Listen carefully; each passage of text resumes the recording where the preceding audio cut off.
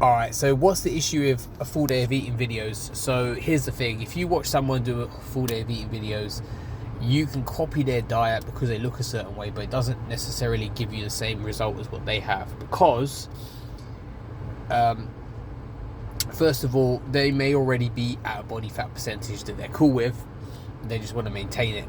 Second of all, you may need to form a calorie deficit. So, it's all about energy in versus out. Calories are energy, in other words. Okay, so food provides energy.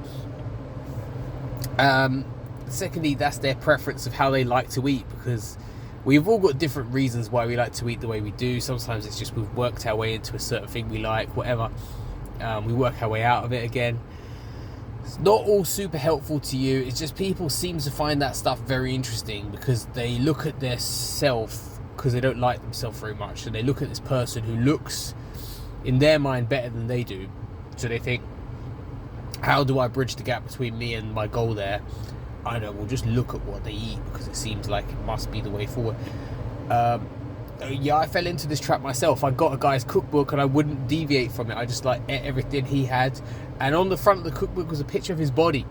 And it is very convincing if you don't really get to go through this journey and know any better. But it's really just about adherence to a diet with a certain goal. So obviously, if you just want to lose fat, the best way I would suggest you lose fat and look as good as you can is to build some muscle.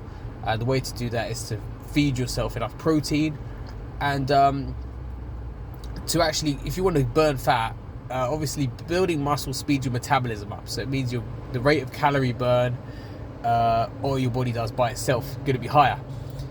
So you're going to look a bit more like some of these people, not exactly like them, but you'll look a bit more, shapely just by doing that.